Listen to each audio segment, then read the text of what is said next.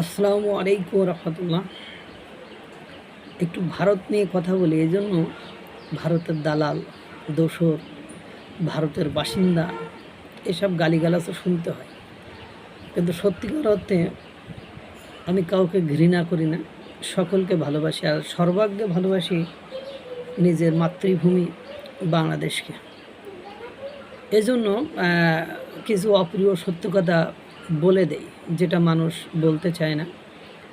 একটু আগেই এই নিউজটি যখন করছি, তখন এটিএন বাংলার একটা নিউজ দেখলাম। সেই এটিএন বাংলার নিউজের সংবাদকর্মী বলছে রাজনৈতিক চাপে, একটা নিউজ আগেই আমি জানি কিন্তু সেটা চেপে রাখছিলাম, সেটা এখন রাজনৈতিক চাপকে উপেক্ষা করেই প্রকাশ করছি। তো তিনি সেখানে বলছেন যে ফারাক্কা বাঁধের ওপারে ভারত পানি বন্ধ করে রাখছিল। বন্ধ করে রাখার পরে এবছর আপনারা জানেন খুলনা, রাজশাহী এ অঞ্চলে প্রচুর বৃষ্টিপাত হয়েছে। পাশাপাশি ভারতের ওই অঞ্চলগুলোতেও বৃষ্টিপাত হয়েছে এবং গঙ্গায় সেই বেঁধে রাখা পানির সাথে বৃষ্টির পানি একত্রিত হয়ে গঙ্গার ওই পারে থাকা ভারতের কিছু অঞ্চল নদীতে প্লাবিত হওয়া শুরু করেছে। অর্থাৎ গঙ্গার পানি বিপদসীমা পার করে যাচ্ছে। এখন তাহলে কী করবে? বাঁধ তো ফারাক্কার কাছে, তারা তো ফারাক্কা বাঁধ খুলে দিবে। আর মুস্তাফিজুর এক বাংলাদেশের কর্মকর্তা, আবহাওয়া কর্মকর্তা, উনি বলেছেন যে 72 ঘন্টার মধ্যে বাংলাদেশের 20টির মতো জেলা বন্যায় প্লাবিত হতে পারে। সেক্ষেত্রে ফারাক্কা বাঁধ খুলে দেওয়া ছাড়া ভারতের কাছে এখন আর বিকল্প কোনো ওয়ে বা উপায় নেই। আর এটা যদি ছেড়ে দেয়, তাহলে আপনার বাংলাদেশের 20 থেকে 30টি জেলা নদীর পানিতে প্লাবিত হবে। এই যে 30টা জেলায় বন্যা হবে। আর বন্যা হলে কি কি ক্ষতি হয় সেগুলো আপনারা আমার চেয়ে বেশি অবগত আছেন। ইতিমধ্যে আপনারা রংপুর অঞ্চলে বন্যা দেখেছেন। এটা নিয়ে অবশ্য বাংলাদেশের মিডিয়া পড়ায় বা ওই যে 5ই আগস্টের পরে বন্যায় যে টাকা তুলে মানুষকে, বন্যা কবলিত মানুষকে সাহায্য করবে বলে কোটি কোটি টাকা তুলেছিল, সেই কোটি কোটি টাকার হিসাব কিন্তু পরবর্তীতে আর পাওয়া যায়নি। পরবর্তীতে সেই টাকা নিয়ে কত কথাবার্তা হয়েছে, সেই টাকা কাদেরকে দিয়েছে, কোথায় দিয়েছে। অবশ্য যারা তুলেছিল তারা বলেছে তারা আপনার বন্যা ত্রাণ মন্ত্রণালয়ের নিকট জমা দিয়েছে, কিন্তু তারা যে কোন জায়গায় ব্যয় করেছে তারা আর সেটার ব্রিফিং দেয় নাই। যাই হোক, এখন ঘটনা হয়েছে যে ভারত আপনার প্রতিবেশী কোথায় অবস্থিত? 3 দিকে অবস্থিত।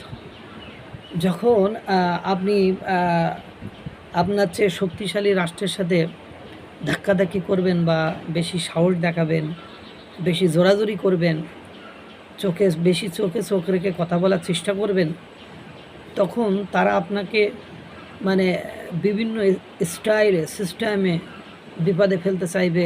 It's a natural process. যেমন বাংলাদেশের আমি যদি হিস্ট্রিটাই বলি, একসময় বঙ্গবন্ধু শেখ মুজিবুর রহমান, বাংলাদেশের ইতিহাস বলতে বঙ্গবন্ধু শেখ মুজিবুর রহমানকে বাদ দিয়ে সেই ইতিহাস রচনা করা যেত না। এবং এই যে আজকে 15ই আগস্ট, এই দিনটায় বঙ্গবন্ধু শেখ মুজিবুর রহমানকে কোন উচ্চতায়, কোন মর্যাদায়, কিভাবে স্মরণ করা হতো সেটা আপনারা জানেন। অথচ গতকাল রাত থেকে আমরা ধানমন্ডি 32 নম্বরে ঘটনা একের পরে দেখছি।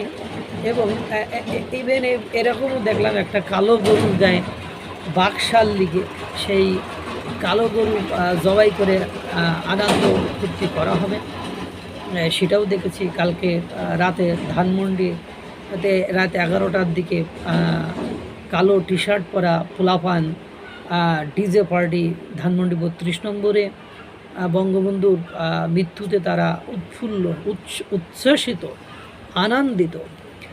তাদের এটা প্রকাশ করার জন্য তারা অনেকগুলো আপনার ওই ডিজে মাইক টাইক নিয়ে এসেছে। অবশ্য যদি শেখ মুজিবের মৃত্যুবার্ষিকী আনন্দ করা যায় ডিজে পার্টিতে, তখন ডিজে পার্টি হেফাজত ইসলামের মামুনুল হকের জন্য হালাল হয়ে যায়। তখন ইসলামী অন্যান্য যে ডক্টর ফয়জুল হক ফজা এদের জন্য মানে হালাল হয়ে যায়। জামাত ইসলামের কথা আমি আর নাই বললাম, তাদের জন্য তো অল টাইম আওয়ামী বিরোধী সকল কর্মকাণ্ড মূর্তি বানানোও তখন হালাল হয়ে গেছে। সুতরাং এই হলো অবস্থা। এখন যেটা বলছিলাম যে ভারত ফারাক্কাবাদ, তিস্তা ব্যারেজ এগুলো ছেড়ে দিচ্ছে বা দিবে 72 ঘন্টার মধ্যে, এটা আমার কথা নেই, এটিএন বাংলা থেকে দেখলাম। তার মানে বুঝতে পারছেন যে সময়ের অসময়ে প্রতিবেশীর সাথে দ্বন্দ্ব থাকার কারণে মানে একের পর এক বিপদের সম্মুখীন যে হতে হবে তার নমুনা এই যে আপনারা এখন পাচ্ছেন, আরও হয়তো বা ভবিষ্যতে পাবেন। এই জন্য আমি বলি যে you have to solve your problem in a diplomatic way. যদি দেশ চালাতে যান তাহলে কূটনৈতিক উপায়ে আপনাকে আপনার সমস্যার সমাধান করতে হবে। সেটা না করে যদি আপনি মানে হুঙ্কার দিয়ে ফাঁকা বুলি ছেড়ে মুখের আওয়াজ দিয়ে কাজ করতে চান, তখন মানে ওই 30 টাকার পেঁয়াজ 80 টাকায় কিনছি, তারপরেও শুনতে হচ্ছে যে পেঁয়াজের দাম স্থিতিশীল আছে। বাণিজ্য উপদেষ্টা বশির আহমেদ অবশ্য ওনার জন্য স্থিতিশীল, কারণ ওনারা হাজার হাজার কোটি টাকার মালিক। ওনাদের কাছে 80 কেন 1,80,000 টাকা পেঁয়াজের কেজি হলেও ম্যাটার করে না। কিন্তু আমাদের মতো যারা নিম্নবিত্ত মধ্যবিত্ত লোকজন, তাদের কাছে 30 টাকার পেঁয়াজ 80 টাকা হলে এটা একটা ফ্যাক্টর হিসেবে দাঁড়ায়। তা দেখতে থাকেন আরও কত কিছু ঘটে। বন্যার জন্য বন্যা অলরেডি শুরু হয়েছে। আর যদি মায়া করি দয়া করে ফারাক্কাবাদ না ছাড়ে তাহলে তো বাঁচা, আর যদি মায়া করে দয়া করে ছেড়ে দেয় তাহলে তো বুঝতেই পারছেন বাংলাদেশের পরিবেশ পরিস্থিতি অবস্থা কী হবে। আল্লাহ তাআলা সকলকে ভালো রাখুক, সুস্থ রাখুক। আসসালামু আলাইকুম ওয়া রাহমাতুল্লাহ।